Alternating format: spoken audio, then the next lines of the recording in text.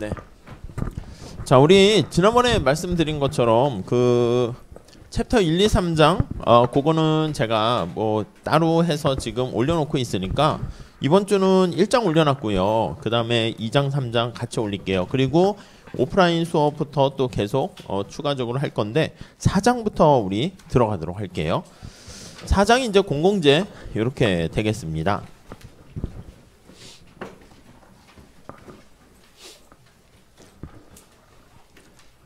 자, 챕터 4장 공공재 이렇게 다룰게요. 자, 뭐 아시겠지만 이 공공재는요 시장에서 생산 공급되기가 되게 힘들거든요. 앞으로 오셔야 될 것 같은데요. 앞으로 와서 저기 같이 앉으셔야겠네. 아니면 또 자리 있나? 그쵸, 앞으로 와야 될 것 같아요. 네, 예. 자, 이게 시장에서 이제 공급되지 못해서 정부가 이제 개입하는 것 중에 하나가 되는 건데, 교재 거기 보시면 71페이지에 언제나 이렇게 원서들에는 뭔가 의미심장한 뭐 얘기들을 조금 살짝 하고 있습니다. 앞으로 오셔야 돼요. 저쪽으로 가셔야 되겠네. 뒤에 자리가 그래서. 거기 뜻이 뭐예요? 우드로 윌슨 대통령이 얘기한 게 있네요. 이게 뭐죠? 인간의 저쪽에 아닙니다. 인간의 서비스보다 더 높은 차원의 종교는 없다. 이 무슨 말일까?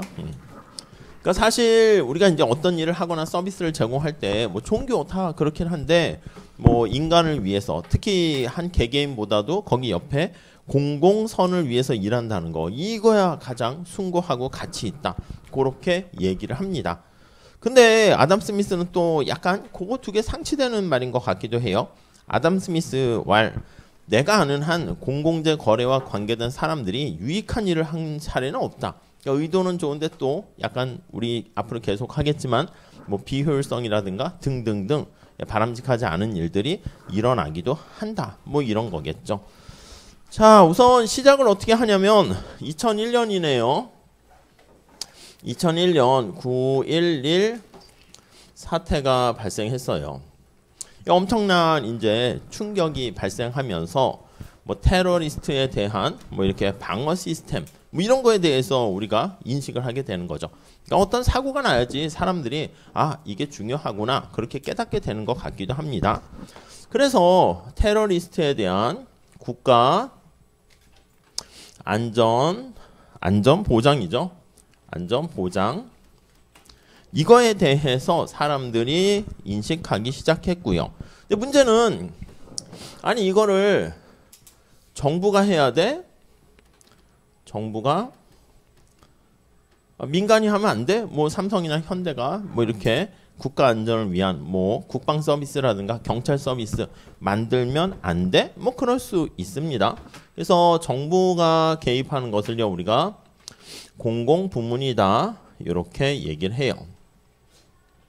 근데 아시겠지만 이게 시장에서 제공되는 걸 민간 부문에서 제공하면 안 될까? 이렇게 하는데 우리가 앞으로 계속 볼게 민간에서는 이런 재화의 특성상 공급하기가 쉽지 않다. 그렇게 갈 거예요. 그래서 민간 부분은 파레토 효율적이라는 표현을 쓰죠. 파레토 효율적인 생산을 담당하기가 어렵다. 이렇게 얘기합니다. 생산이 곤란하다. 왜? 뭐 그런 것들을 차차 배우게 될 겁니다. 지금 오신 분은 자리가 다 오셨나? 원래 강의실 저 뒤에 자리가 있긴 하거든요. 근데 뒤로 가기가 쉽지 않을 텐데 앞으로 오셔가지고 하시거나 네, 힘들게 잘 가고 계시네요. 자, 아무튼 이렇게. 자, 여기서 첫 번째 밑에 도대체 그러면 공공재란 뭐야? 공고를 먼저 할게요. 이거는 기존의 재화랑 어떤 특성이 있길래 민간에서 저쪽으로 가셔야 되는데요. 뒤로 가시거나 앞으로 가시거나 네, 이렇게요. 이제 오늘은 그래도 첫날 수업이니까 이렇고 다음 주부터는 또 깨닫게 되겠죠? 아, 시간에 맞춰서 왔다가는 좀 자리 차지하기가 쉽지 않겠구나. 거기 자리 없나요? 그 뒤에?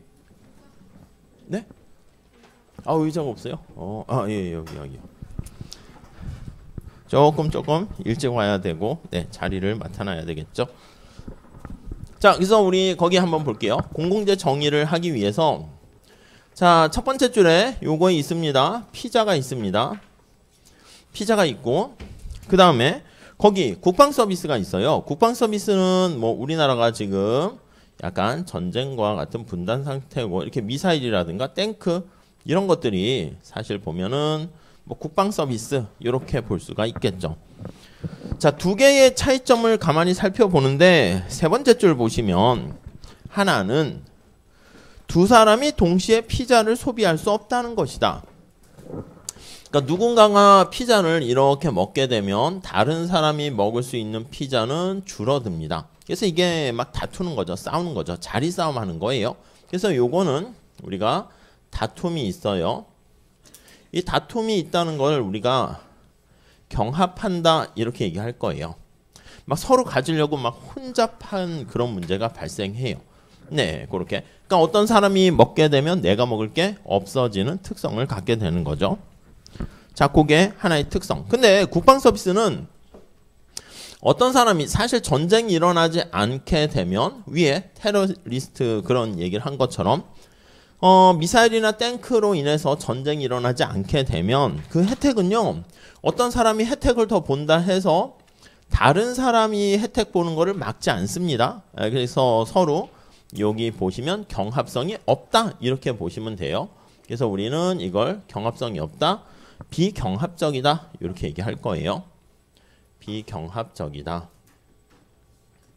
이렇게 요런 특성이 약간 두 개, 피자와 국방 서비스에서 있네요. 그리고 또 하나의 특성이 있습니다. 두 번째 차이는 내가 여러분들을 피자 소비로부터 쉽게 배제할 수 있지만 돈 안 내면 피자 못 먹어 이렇게 할 수 있다고요. 그러니까 돈 안 내면 배제를 가능하게 할 수 있습니다. 돈 낸 사람만 소비할 수 있어요. 근데 국방 서비스는 요 사람은 돈을 내지 않았어요. 근데 전쟁이 일어나지 않으면 뭐 그러면 뭐 혜택을 그대로 받게 되는 거니까 이때는 배제가 불가능하다 이러한 특성이 있네요. 이렇게요. 자, 피자와 뭐 국방 서비스의 차이점 간단히 봤고요. 넘어갈게요. 자, 그래서 여기 나와 있는 국방 서비스처럼 이렇게 비경합성과 배제 불가능 또는 비배제성과 이렇게도 얘기합니다. 요 두 가지의 특성을 같이 갖고 있는 거를 말 그대로 공공재인데 진짜 공공재, 순수 공공재다 이렇게 얘기합니다. 퓨어라는 말을 쓰네요. 그러니까 만약에 두 조건 중에서 하나를 충족하지 못하면 뭐 비순수 공공재 그렇게 얘기를 할 수 있을 거예요. 자, 72페이지 나와 있고요.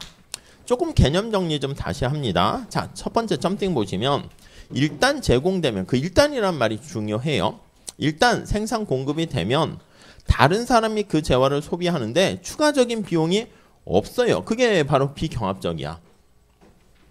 탱크 미사일을 처음에 생산하고 공급하는 데는 처음엔 돈이 들지. 네, 일단 생산 공급되면 공급이 된 이후에 추가적으로 어떤 사람이 소비를 하는데 따르는 추가 비용이 없어 이렇게요. 추가적인 한계 비용이 발생하지 않는다라는 걸 알 수가 있고요. 그걸 비경합적 이렇게 얘기하고요.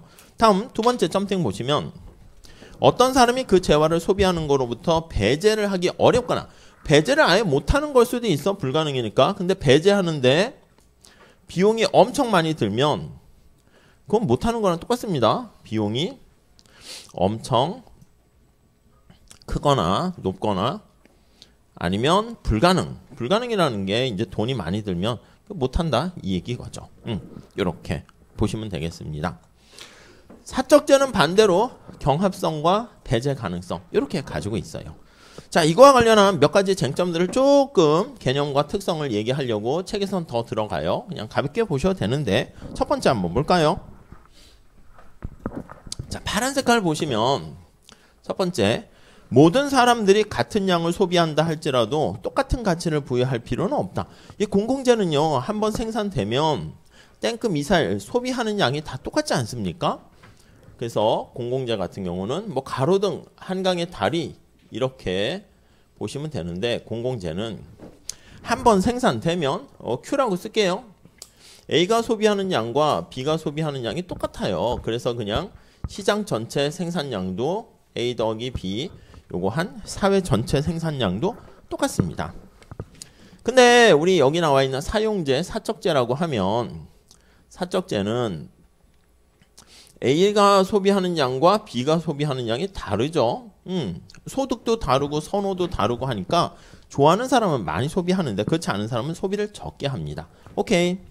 근데 공공재는 소비하는 양은 똑같지만 여기 있는 사람들이 아까 말씀드린 것처럼 야, 뭐 설마 뭐 또 이렇게 테러리스트가 뭐 이렇게 문제를 일으키겠어? 위험에 대해서 불감증을 가지고 있거나 아니면 평화주의자야. 야, 우리가 저렇게 탱크 미사일 사니까 저쪽에서도 군비 경쟁하면서 자꾸 서로 위협이 되는 거 아니냐? 우리가 내려놓게 되면 저쪽도 내려놓고 야, 그러면 쓸데없이 이런 거 안 해도 되잖아. 평화롭게. 이렇게 생각할 수도 있겠죠.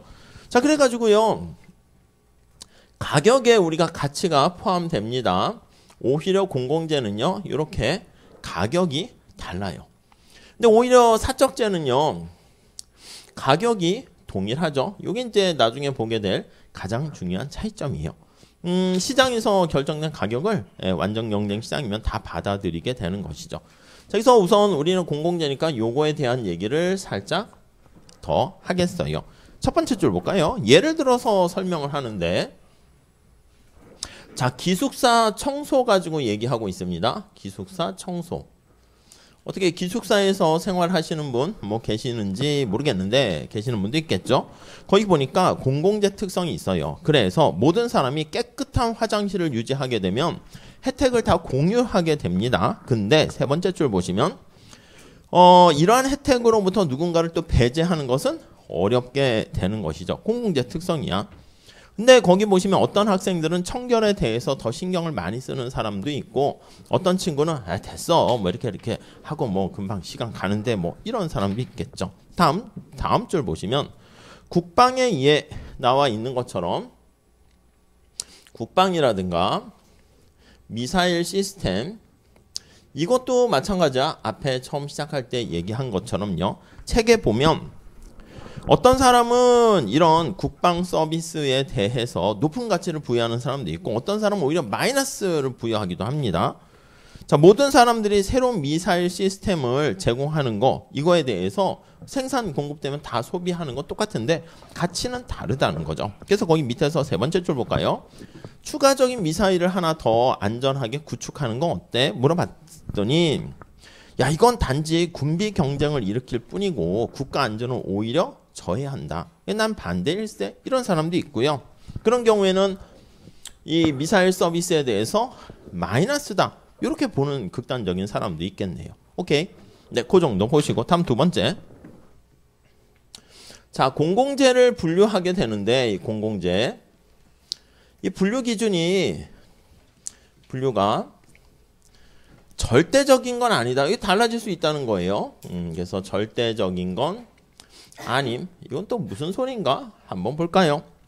자, 그 첫 번째 줄 볼게요. 이 바뀔 수 있다는 거예요. 자, 그래서 우선 첫 번째 줄에 보시면 뭐 시장의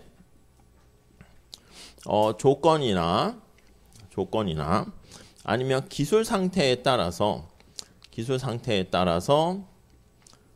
달라질 수 있다. 이런 얘기예요. 무슨 말인가 한번 보시면 자, 등대가주 얘기합니다. 등대 서비스. 뭐 등대가 이제 전통적인 공공재라고 하기도 하죠. 이게 등대 불빛이 쫙 있어요. 그러면 배들이 이렇게 안전하게 불빛 보고 오는 거지. 요즘이야 이제 등대 불빛 갖고 하는 건 아니지만 그래서 한 명이 더 이렇게 추가적으로 소비에 참여합니다. 그랬을 때 앞에 얘기한 것처럼 등대 불빛을 얘가 이용한다 해서 다른 배들이 뭐 불빛 이용하는 뭐 빛의 양이 감소하거나 그런 게 아니야. 피자는 감소하잖아. 제가 먹으면 내가 먹을 게 없어져요. 근데 등대는 그렇지 않고요. 그리고 배제하기도 어려워요. 야, 불빛 보지 마. 그럼 뭐 눈 감고 운전하라는 거? 그것도 말이 안 되죠. 그러니까 등대도 공공재 특성을 갖고 있긴 한데요. 근데 요즘은 앞에서 말씀드린 것처럼 누가 이 불빛을 보고 합니까? 등대는 인스타 사진 찍으러 가는 거고요. 이 배를 운전할 때는요. 우리 자동차도 그렇듯이 뭔가 내비게이션 같은 게 있어야 되지. 그래서 거기 보시면 네 번째 줄 볼까요?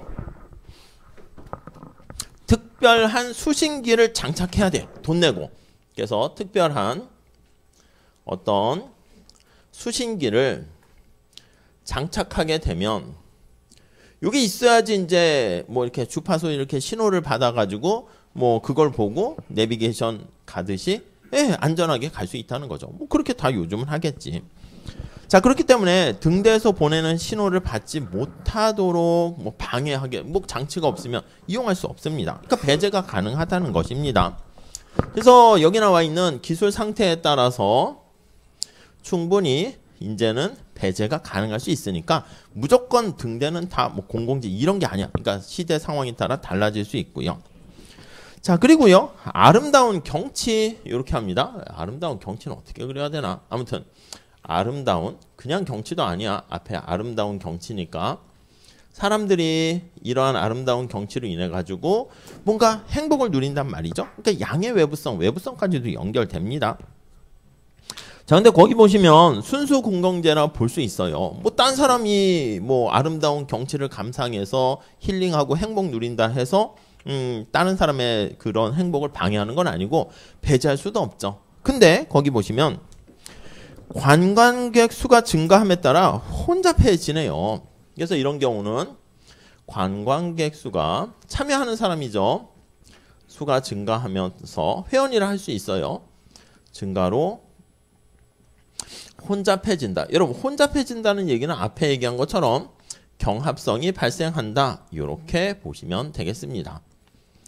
네, 이렇게요. 그러니까 이제 회원수 사람들이 늘어남에 따라서 막진 않고 처음에는 비경합적인 특성인데 많아지면서 경합적인 특성으로 좀 바뀌게 되네요. 뭐 그 정도 보시고. 자, 그래서 지금 얘기한 것처럼 이 두 가지 조건을 다 충족하는 경우를 순수 공공재라 하고요. 네, 둘 중에 하나를 충족하지 못하는 경우를 약간 우리 왼쪽에 나와 있죠. 비순수 공공재다. 이렇게 얘기합니다. 비순수 공공재. 이렇게 분류를 하고요. 자, 그 다음 밑에서 세 번째 줄 볼까요? 비순수 공공재라는 것은 어느 정도 경합성이 있고 배제성도 어느 정도 있다. 요 정도 보시죠.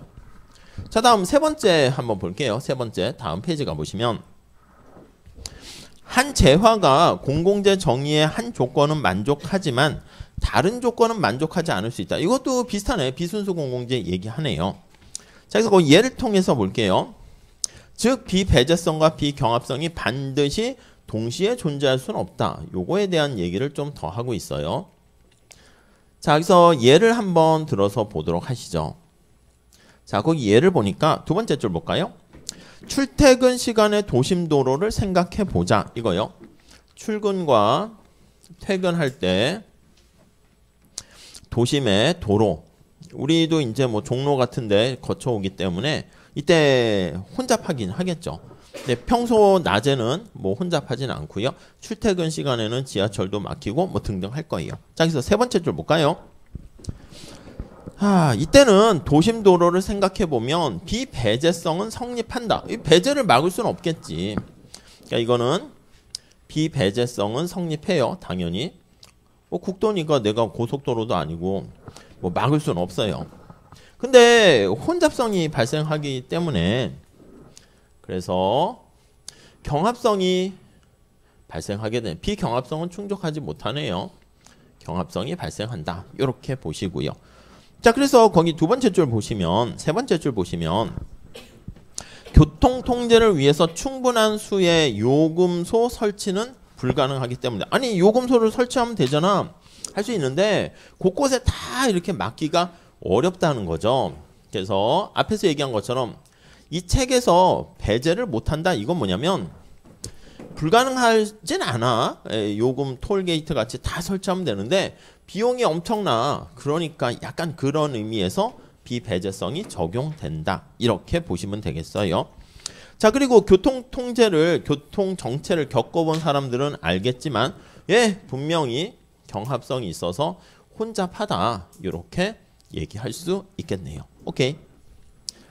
자, 그런데 이제 물론 배제성이 가능한 경우도 있어요. 지금 얘기한 것처럼 서울 도심으로 가는 데 있어서는요, 일일이 다 도를 막고 비용을 부담시킬 수 없으니까 없다고 했는데, 거기 책에 보면 해변으로 가는 길이 있어. 만약에 어떤 해변으로 가는 길인데 길이 몇 개 없어요. 그냥 소수 있어. 이거는 이제 막을 수 있지. 거기만 통제해버리면 가지를 못하게 되니까 그땐 배제할 수 있겠죠. 근데 이거는 이제 도로로 오는 길이 뭐 골목길부터 뭐 구석구석 다 막을 수 없으니까 그렇다는 거죠. 자, 그 정도. 자, 그 다음 단락 한번 가보시면요. 자, 그래서 기술과 법적인 요런 기술과 시장 조건과 아니면 법 이런 거에 따라서 배제성과 경합성은 달라질 수 있다. 그 얘기를 하고 있는 거고요.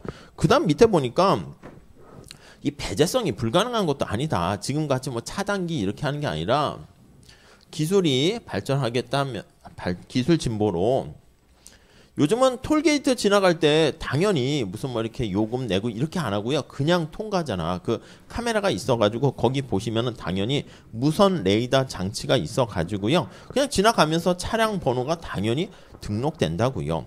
거기는 보니까 호주 멜버른에서 뭐 그렇다 하는데 뭐 그냥 우리나라는 이미 다 당연히 받아들여지고 있는 것이죠. 뭐 그 정도.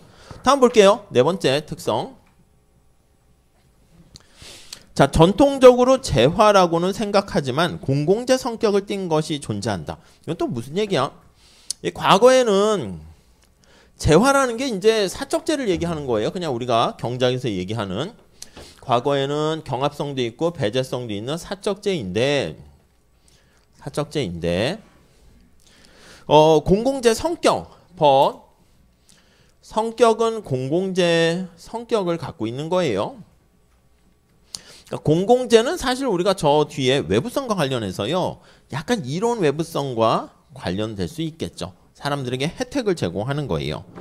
자, 그래서 뭐가 있느냐라고 하면요. 거기 첫 번째 줄 보니까 정직. 좀 약간 그런데 정직 이것도 원래 애매한데 공공재 성격이 있다. 거기 볼까요? 아니, 두 번째 줄에 각 시민들이 상거래에 있어서 정직하게 이제 신뢰를 갖고 이렇게 하면 모든 사회가 사업 관련된 비용 절감을 통해서 혜택을 봅니다. 근데 이런 정직과 관련한 비용 절감 이런 혜택은 비배제적이고 비경합적이네요. 또 뭐가 있을까요? 이게 눈에 확 보이는 재화는 아니지만 소득, 분포 이런 거요. 소득 분포가 골고루 이렇게 나눠 가게 되면은 이것도 공공재지. 그래서 우리가 소득 분포가 이렇게 불평등하게 돼 있는, 불공평하게 막 이렇게 돼 있는 것보다 골고루 돼 있는 게 사회가 좀 더 안정적이고 좋지 않겠습니까? 이것도 공공재다라고 얘기할 수 있겠습니다. 물론 앞에서 얘기한 것처럼 책에서도 얘기하네. 소득 분포가 어떻게 되는 게 공평하고 좀 좋은지 그건 사람마다 다를 수 있겠지만 그런 특성이 있고요. 또 뭐가 있을까? 그 다음 줄에 가보니까 대학에 대한 여러 가지 정보 같은 것도 공시를 하게 되는 거. 이것도 정보도 자기가 돈 내고 다 사고 뭐 등등 해야 되는데 약간 공공재 성격을 가질 수 있다. 이렇게 얘기하네요. 그래서 비경합적이고 비배제적이다. 이렇게요. 자, 다음 다섯 번째 한번 볼게요. 밑에 보시면 사적 재화가 반드시 민간 부분에 의해서만 배타적으로 공급되는 것은 아니다. 그러니까 사적재를 경계가 이제 애매해진 거야. 공공재는 정부가 생산 공급하는 공공부문이 담당하는 게 공공재다. 아닐 수 있다는 거예요. 사적재도 정부가 할 수 있고 그리고 공공재 성격을 민간에서 제공될 수도 있고요. 그래서 정부가 제공할 수도 이렇게요. 뭐 당연히 느껴지긴 하는 건데요.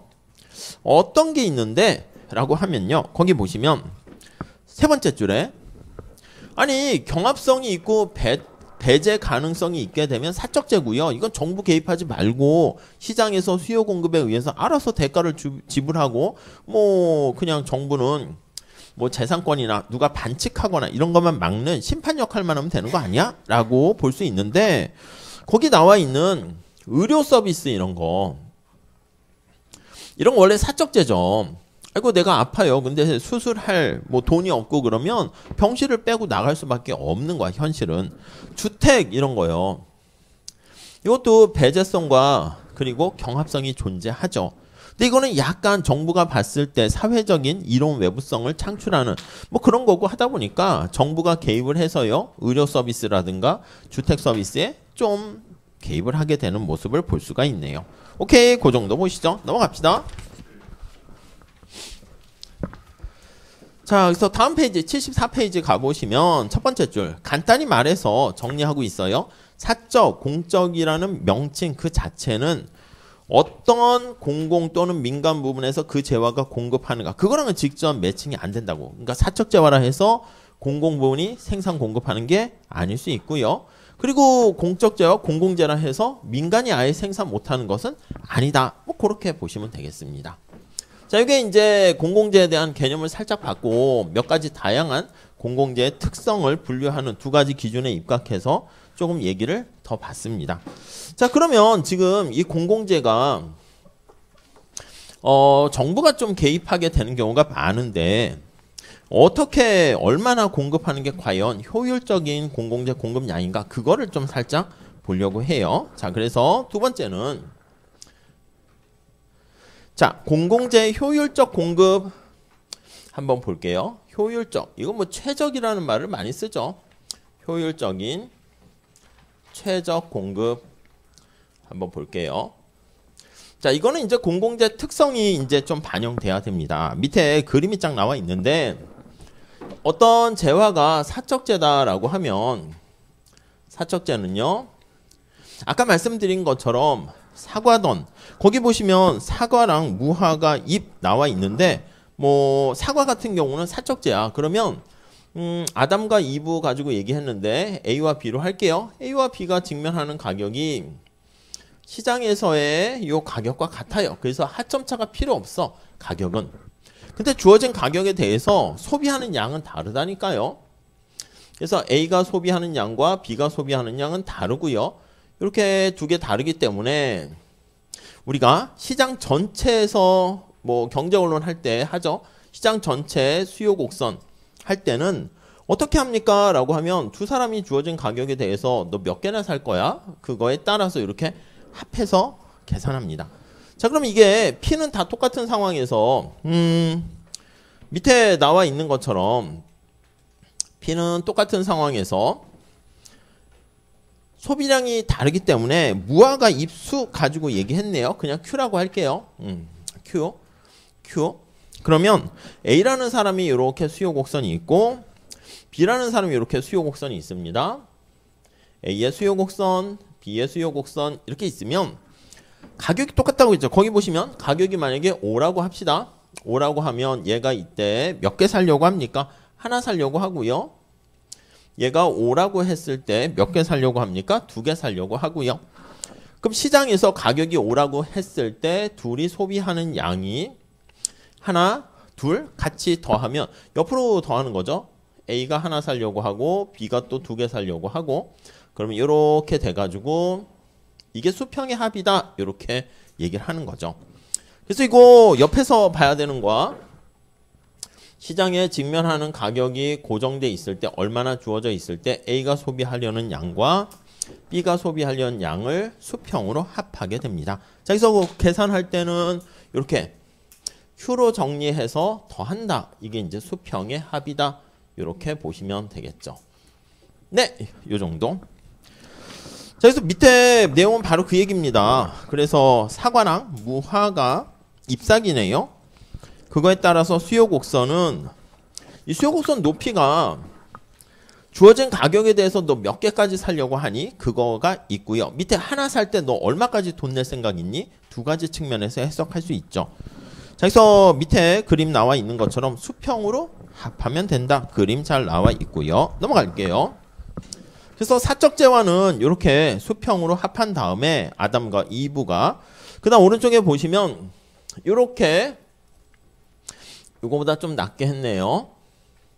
공곡곡선이 이렇게 존재하게 되면 이렇게 공곡곡선이 존재하면 요만큼 생산 공급되네요. 그래서 이거는 뭐 4와 2분의 1만큼 공급되고 가격은 이런 식으로 4 이렇게 되는 거 알 수가 있어요. 뭐 수평의 합으로 해서 이 공곡곡선 MC랑 같아지는 뭐 그런 걸 보는 것이죠. 자, 그래서 그림 바로 밑에 보시면 첫 번째 달랑 마지막에 보시면 요 수평의 합이라는 말이 이렇게 잘 나와 있습니다. 오케이, 그 정도 보시고 자 75페이지 두 번째 달락 볼게요. 자, 여기서 4달러가 되었을 때 네 번째 줄 가보시면 균형이 결정되는데 아담과 이브가 동일한 양을 소비할 이유는 전혀 없다. 그렇지. 여기요. 소비량이 동일할 이유가 전혀 없게 됩니다. 오케이. 사적재는 이게 특성이야. 지불하는 가격은 똑같습니다. 그래서 내가 만약에 좋아하면 가격은 그대로 지불하는데 뭐 소비를 더 많이 하는 거지. 자, 그래서 거기 보시면 서로 다른 선호, 취향이 다르고 선호가 다르고 뭐 무화과에 대한 사과에 대한 선호가 다르고 소득도 다르고 우리가 미시경제에서 얘기하는 그렇기 때문에 소비량도 당연히 다르게 될 수밖에 없죠. 뭐 그 정도 봐주시고요. 자, 요 균형은요 지금 우리가 얘기하는 것처럼 파레토 효율적이다 이렇게 얘기하죠. 파레토 효율적이다. 더 이상 개선의 여지가 없고 사회 전체적인 소비자 잉여, 생산자 잉여를 가장 맥스하는 그런 상태이고요. 자, 그 밑에 한번 마지막 단락 한번 볼게요. 균형의 특징이다 라고 하면요. 첫 번째 줄에 파레토 효율적이라는 말이 있고요. 두 번째 줄 볼까요? 소비자 이론에서 효용을 극대화하는 개인들은 사과에 대한 무화과 잎사귀 한계 대체율. 이건 지금 무화과가 관심이야. 근데 기준이 이제 사과가 되는 거야. 그래서 거기 보시면 MRS 이렇게 합니다. 무화과를 F라고 한 거야. 이거 뭐 피그인가 그렇대. 사과가 F이고요. 그래서 그 한계 대체율이 요거 가격하고 똑같을 때지. 그래서 무화과에 대한 가격과 사과에 대한 가격이 같을 때 요때가 최적이 되는 것이죠. 그 세 번째 줄 나와 있죠. 이게 이제 합리적인 선택이 되는 것이고요. 요 MRS는 사실 한계 효용이죠. 무화과에 대한 한계 효용을 사과에 대한 한계 효용으로 이렇게 나눠준 것입니다.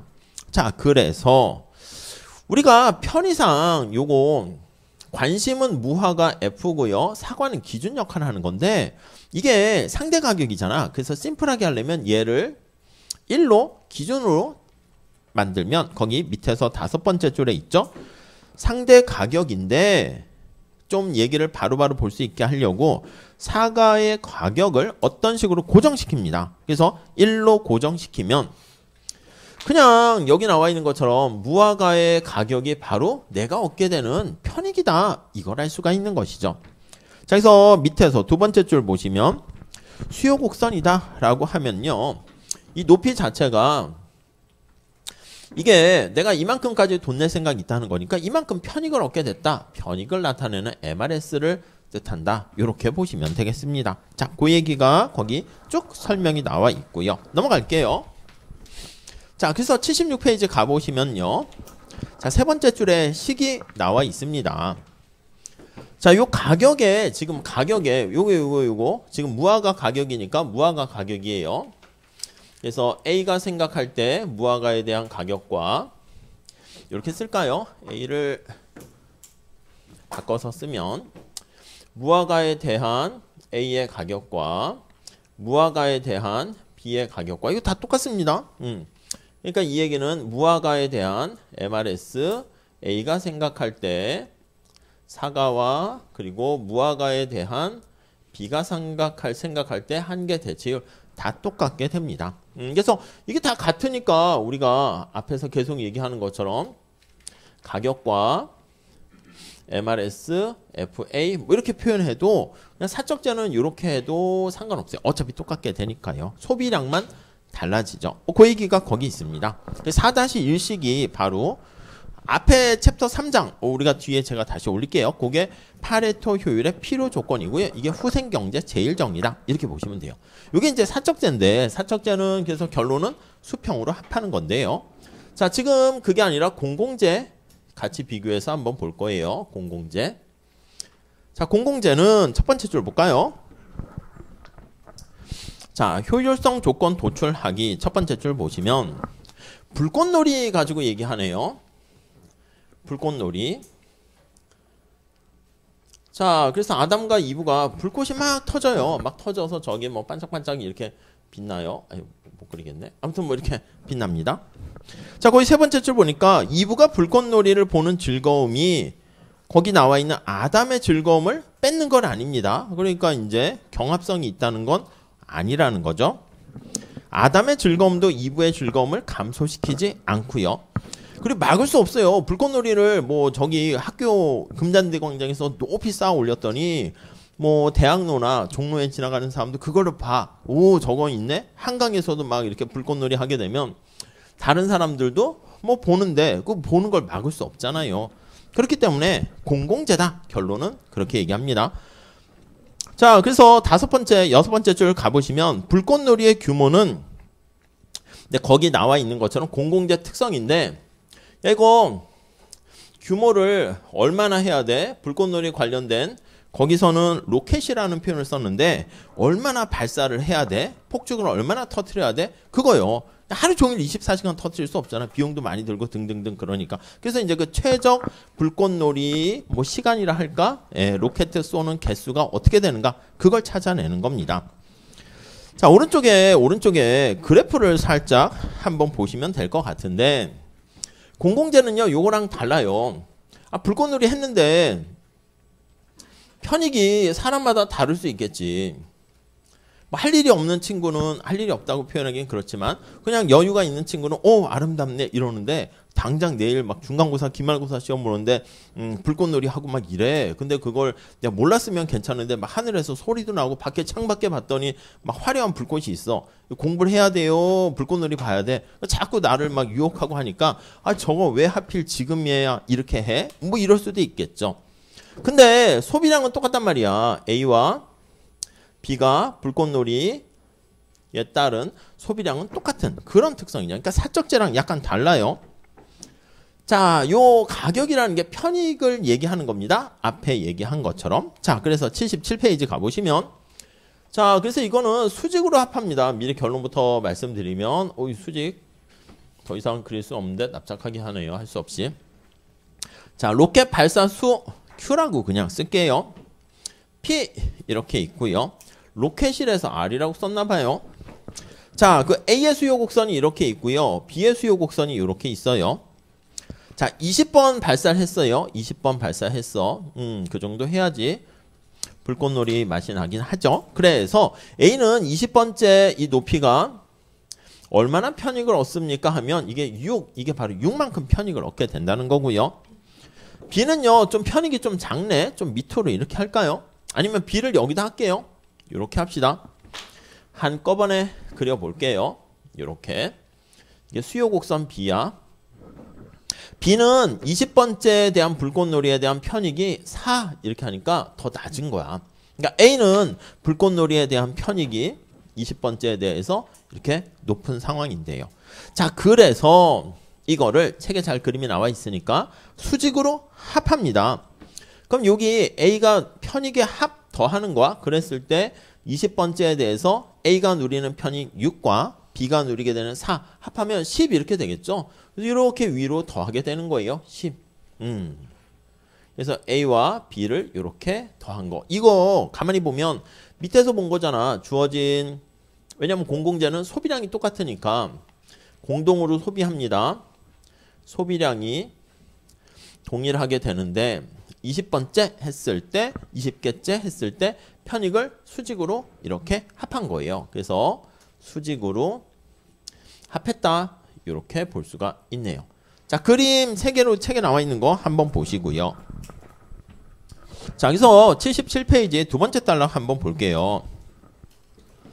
첫 번째 단락은 뭐 그냥 보시면 되겠고, 전체 지불 의사, 불꽃놀이에 대해서 사람들이 얼마씩 돈을 낼 생각이 있습니까? 그걸 보기 위해서요. 주어진 수량에 대해서, 이제 수량이 주어져 있는 거야. 얼마나 돈 낼 생각이 있습니까? 지불하고자 하는 가격. 네, 요걸 나타내니까 수직으로 합한다. 그 얘기 거기 나와 있죠. 맨 마지막 줄에 수직의 합 이렇게 되어 있고요.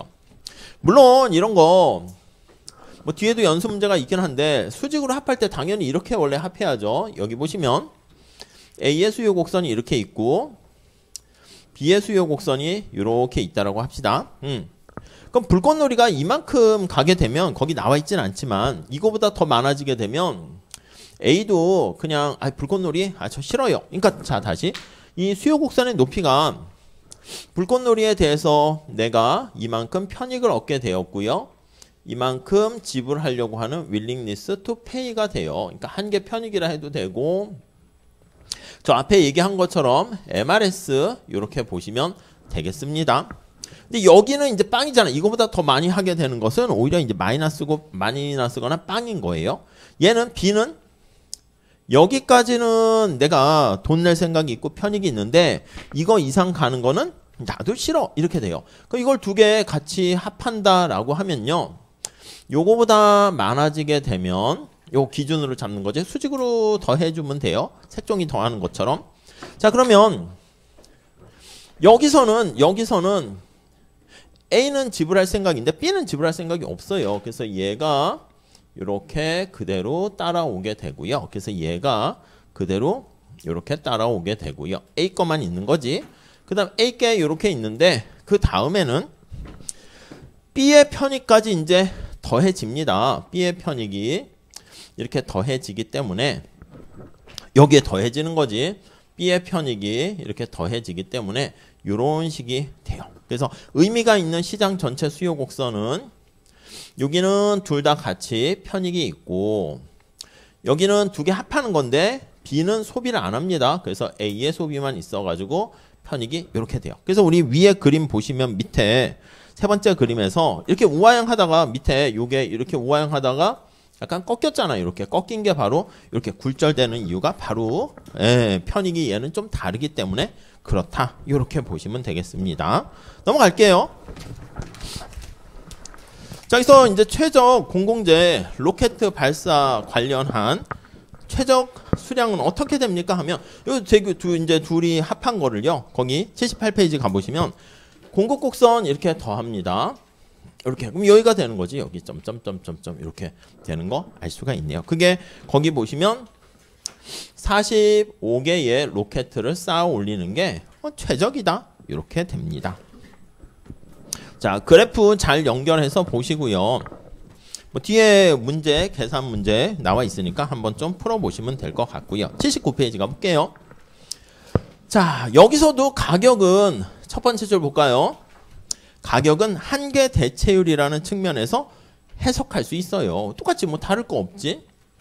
근데 여기 보시면 가격을 수직으로 합했잖아요. 지금 가격을 수직으로 합했으니까 79페이지 볼게요. A가 지불하려는 가격과 B가 지불하려는 가격, 이게 시장 전체 높이에 해당하는 거죠. 가격 이렇게 됩니다. 79페이지에는 가격으로 그냥 바로 표현할 수 있겠지만 요 가격이 MRS를 얘기하는 거니까 이거 뭐 뒤에 사무엘슨의 일반 이론, 균형 이론 접근으로 하기도 할 건데 거기 보시면 MRS로 표현하네요. MRS 뭐 거기 로켓과 사가 뭐 이렇게 해서 아담 이렇게 있고요. 그리고 MRS 로켓과 사가 2부 해가지고 이렇게 표현하고 있어요. 근데 우리는 그냥 이렇게 책은 돼 있지만 MRS A, MRS B 이렇게 하시죠. 요게 공공재 관련한 생산 비용 거기 보시면 이 가격의 의미가 뭡니까? 라고 하면요. 가격 P 이렇게 나와 있는데 자 다시 첫 번째 줄 볼까요? 소비 측면에서 봅니다. 소비 측면에서는 이 가격이 소비자가 수요 곡선의 높이가 되고 내가 이만큼까지 돈 낼 생각이 있다는 거니까 한계 대체율이다. 그렇게 돼 있어요. 그래서 P는 다시 보면 얘는 MRS다. 이렇게. 이 MRS는 로켓과 사가 뭐 그렇게 보는 거죠. 이것도 물론 상대 가격입니다. 앞에서 본 것처럼 로켓의 가격은 사과의 가격이 상대 가격으로 표현하는 건데 이렇게 사과의 가격은 1 놓게 되니까 로켓 가격은 그냥 MRS 이렇게 볼 수 있고요. 자, 그리고요. 또 한 가지 이쪽에다 쓸게요. 네 번째 줄 볼까요? 그들이 지불하고자 하는 가격의 합 나타내는데 네 번째 줄 보시면 생산 측면에서도 얘기를 하고 있어요. 생산 측면에서 생산자 입장에서 가격이다 이 얘기는 뭐냐면 나 만들 때 이만큼 돈이 들었다 그 얘기야. 그러니까 한계 비용을 뜻하는 거죠. 자, 그래서 가격은 한계 변환율을 대변한다. 여기 살짝 지울게요. 그러니까 소비자 입장에서의 가격과 생산자 입장에서의 가격 얘는 MRT다 이렇게 보시면 되겠습니다. MRT 거기 보시면 R, A 이렇게 해야 되고요. 이게 한계 변환율이 그 앞에 일반균형 거기에서 얘기하는 건데 MC 로켓의 가격을 MC 사과의 가격으로 나눠준 것이죠. 물론 요거 다시 정리하면 로켓의 가격을 사과의 가격으로 이렇게 한 건데 얘가 1로 집어넣어 버리면 이게 하점자 R 필요 없잖아. 그래가지고 R도 빼버린 거예요. 오케이? 자, 그래서 가격이라는 게 여기 보시면 가격이라는 게 여기 보시면 뭐 소비 측면에서 MRS, 생산 측면에서 한계 변환율 그 뜻이다 라는 것인데 자, 거기 4-2식이 나와 있습니다. 공공재는 그 특성상 사무엘슨 조건이라 하는데 지금 수직으로 합했잖아. 편익의 합. 그래서 거기 보시면 이렇게 쓸까요? MRS 해서 로켓 애플 해가지고 다 더하는 거야. 여긴 2명만 있으니까 그런데 뭐 n명까지 있으면 n명까지 다 더하고요. 요게 MRT 로켓 사과 요 비용. 그러니까 편익의 합과 비용이 한계 비용이 같을 때가 최적이다. 이렇게 보시면 되겠네요. 오케이. 자, 그래서 이게 사적재랑 공공재랑 두 개 차이가 있다는 거 그 정도 잘 보시고요. 자, 그 다음에 살짝 조금만 더 볼게요. 그 효율성과 관련된 달성과 관련된 몇 가지 문제점 한번 볼게요. 자, 그래서 우리가 최적 공공재 공급을 찾아냈어요. 여기 살짝 지울게요. 이렇게 지우고 여기까지 지워야겠네요. 자, 여기서 여기 효율적인 최저 공공재 공급에 대해서 봤어요. 편익은 MRS로 다 더하고 얘가 MRT랑 같을 때군. 이렇게 하첨자는 빼고 쓸게요. 자, 관련된 추가적인 내용들 몇 개 볼까요? 자, 첫 번째 줄 볼게요. 3장에서 강조했듯이 받아들일 만한 일반적인 조건 하에서 분권화된 시장 체제는 이렇게 챕터 3장에서 후생경제 얘기하면서 합니다. 사적 재화를 효율적으로 제공할 수 있는데 그게 시장의 힘이죠. 자, 그런데 공공재화가 효율적인 수준으로 달성될 수 있을까? 그 얘기를 하고 있습니다. 근데 문제는 뭐냐면 요 MRS라는 게 공공재에 대한 선호를 의미하고 있지 않습니까? 선호를 반영합니다.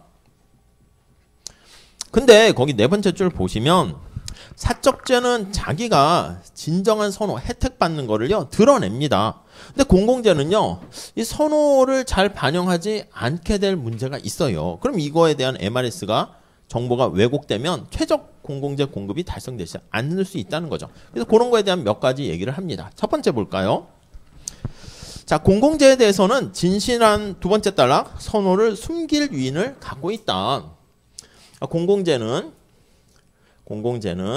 사람들이 진정한 진실한 선호를 표출하지 않으려고 해요. 표출을 안 해. 이렇게. 왜? 진정한 선호를 표출하지 않는 게 자기한테 이득이 될 수 있기 때문에 그런 거예요. 자, 그래서 거기 보니까 아담이 불꽃놀이 할 때 난 싫어. 그거에 대한 편익 전혀 없어. 거짓으로 왜곡해서 드러냅니다. 그럼 이브가 전체 비용을 다 부담해가지고 불꽃놀이가 이루어졌겠지? 아담은 나 필요 없어. 근데 지나가다 보니까 불꽃놀이가 있네? 하면서 혜택은 누릴 수 있죠. 그러니까 돈 안 내고 혜택을 누릴 수 있는 무임승차가 발생할 수 있다는 거예요. 자, 그래서 여기 나와 있는 배제를 못합니다. 비배제성으로 때문에 네, 굵은 글씨로 되어 있죠. 프리라이더 문제가 발생할 수 있어요. 무임승차 문제가 발생할 수 있네요. 오케이. 돈을 내지 않았는데 혜택을 보는, 그러니까 막지는 못하고, 예, 그런 겁니다. 불꽃놀이가 공급된 이후에, 하기 전에는 뭐 이렇게 그렇지만 일단 이제 이미 다 했어. 세팅도 했어. 자, 아담은 여전히 불꽃놀이를 즐기면서 더 많은 돈을 줄이고 다른 사과나 무화과 잎을 사는데 쓸 수가 있게 됩니다. 자, 무임승차 문제고요. 다음 또 밑에서 네 번째 줄 볼까요? 자, 배제적이라 하더라도 비경합적인 재화의 경우에도 시장에서 제공하는 게 비효율적일 수 있네요. 지금 여기서 얘기하는 거는 경합성도 없고 배제성도 없는 상황이고요. 근데 이제 비배제성 때문에 무임승차 문제가 발생한다는 것이고, 거기 보니까 이 공공재가 배제성은 있어요. 배제성은 있는데 비경합적입니다. 비경합적이에요. 이렇게. 네, 그런 경우에도, 자, 밑에 한번 볼까요? 자, 큰 경기장에 있는데 불꽃놀이를 큰 경기장에서 합니다. 큰 경기장 어떻게 해야 되나? 이 도움같이 큰 경기장에서 해요. 아무튼 여기 관객들이 많이 있어가지고 막 불꽃놀이를 하는데, 자, 큰 경기장에 들어갈 표를 사지 않은 사람은 불꽃놀이를 볼 수 없어요. 원래는. 근데 이윤극대화를 하는 사업가가 이제 표를 팝니다. 그래서 여기 들어가는 사람들이 불꽃놀이를 볼 수가 있는 거죠. 막 불꽃이 터져요. 이렇게. 뭐 아무튼 뭐 이렇게. 밖에 있는 사람들은 이거를 이제 볼 수가 없는 거죠. 현재는. 자, 그런데 주어진 규모의 밑에서 두 번째 줄 보시면 불꽃놀이 규모에 있어서 추가적으로 한 사람 더 불꽃놀이를 보는데 추가적인 비용은 빵. 그러니까 이미 이렇게 세팅했는데 막을 수는 있죠. 장벽이 있어서 배제는 할 수 있는데, 얘 한 명 더 추가하는데, 한 명 더 추가로 소비하는데, 뭐 관련된 추가 한계 비용이라 할 수 있겠네요. 한계 비용이 빵입니다. 그러니까 이미 하기로 결정했는데 얘는 돈을 안 내긴 했어. 근데 우리가 야, 너 돈 안 냈으니까 들어오지 마, 이럴 수 있는데 한 명 더 만약에 소비를 할 수 있도록 하더라도 사실 추가 비용은 안 드는 거야. 그러니까 우리가 한계 비용 가격 설정에 따랐을 때 추가적인 한계 비용이 빵이면 사실은 가격도 그냥 추가적으로 얘한테 그냥 안 받고 들어오세요. 이게 낫다 이거지. 그래서 가격을, 양의 가격을 부과하는 게, 플러스 가격을 부과하는 게 이 바람직하진 않다. 바람직하지 않아. 이렇게 해요. 그러니까 이거는 진정한 선을 표출하지 않았는데 비배제성 때문에 이게 배제를 못하는 거야. 그래서 이건 양의 가격을, 플러스 가격이지, 가격을 부과하는 게 불가능이야? 가능하지 않다. 약간 느낌이 달라요. 바람직하지 않은 거랑 가능하지 않은 거랑 좀 달라요. 내가 집에 가는데 버스 정거장 한 정거장 정도 되는데 돈이 없어. 그래가지고 걸어가야 됐네 이거요. 그렇게 되는 거랑 한 정거장 정도는 좀 운동 삼아 걸어가는 게 바람직하지 않겠어? 이거랑 다른 거지. 그냥 버스 안 타고 갔지만 느낌이 불가능한 거랑 가능하지 않은 거랑 그리고 바람직하지 않은 건 다른 거예요. 그래서 위에는 가능하지 않은 거고 밑에는 바람직하지 않은 그 얘기를 하고 있어요. 넘어갈게요.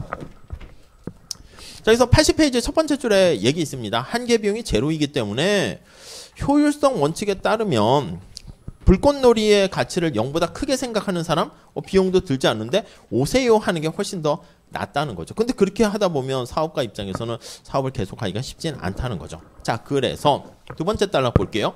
이러한 문제를 해결할 수 있는 방법은 없을까? 그 얘기가 거기 나와 있어요.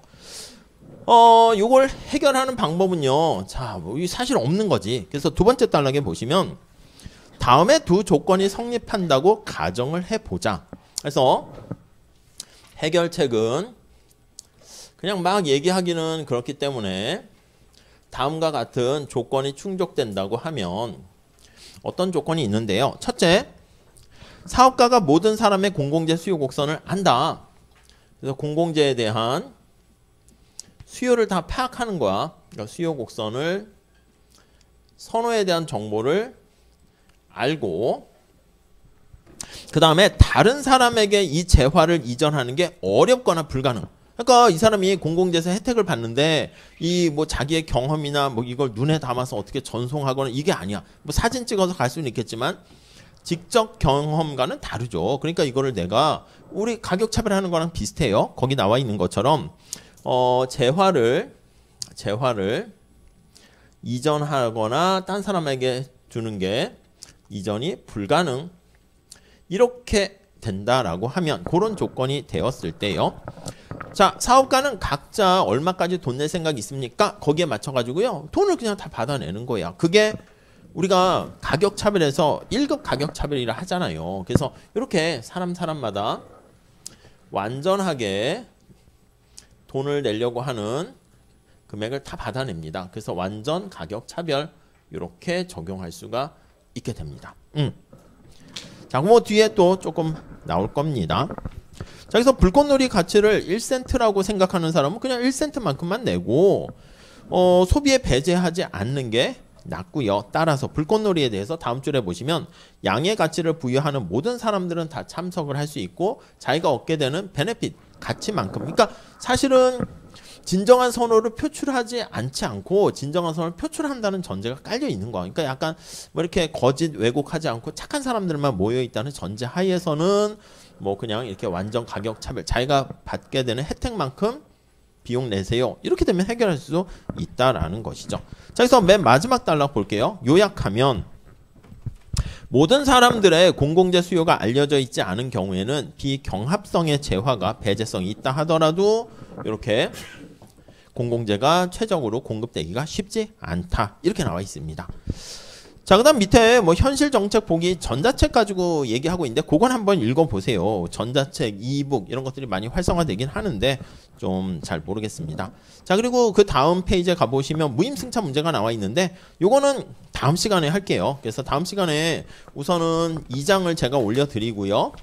한꺼번에 다 올리면 또 약간 그렇잖아. 그래서 올려드리고 수업 시간에는요. 여기 무임승차 문제랑 그 다음 페이지 가보시면 민영화 논쟁 요게 있는데 뭐 그런 정도 수업하고 공공재는 마칠게요. 이 로젠의 책은 약간 뭔가 읽을 거리가 많지는 않거든요. 85페이지에 보면 경찰 서비스의 민영화 요것도 있긴 한데 그래서 약간 읽을 거리 뒤에 연습 문제는 좀 더 괜찮아요. 그래서 읽을 거리 같은 거를 짧게 발표할 사람을 제가 게시판에 올려놓을게요. 지난번에 말씀드린 것처럼 발표하실 분 이렇게 신청하면은 짧게 뭐 페이지가 반 페이지밖에 안 되니까 뭐 내용이 어떤 내용이 있다 소개를 해 주시고요. 그리고 관련된 걸 조금 더 서치를 해가지고요. 뭐 약간 뭐 너무 산으로 가지 마시고 관련된 내용을 조금 더 검색해서 알려주시면 괜찮을 것 같아서 한번 시도는 해볼게요. 그건 제가 게시판에 글을 올리면 여러분들께서 댓글을 달아주시면 돼요. 그래서 제가 하고 싶습니다. 너무 막 이렇게 얘기하는 거는 좀 애매하니까 지난번에는 좀 그랬거든요. 가장 먼저 댓글 다신 분에게 기회를 드릴게요. 아시겠죠? 이번에 못했다 해도 걱정 마세요. 뒤에 가면 기회는 많이 만들 수 있고 뭐 기회가 부족하면 뒤에 연습 문제 같은 거 푸는 걸로 기회 드릴 수도 있으니까 아무튼 그렇게 첫 번째 댓글 단 사람들 기회 드리고 할게요. 자, 오늘 여기까지 마치고요. 출석 체크하실 분은 나와주세요. 마치겠습니다. 수고하셨습니다. 네.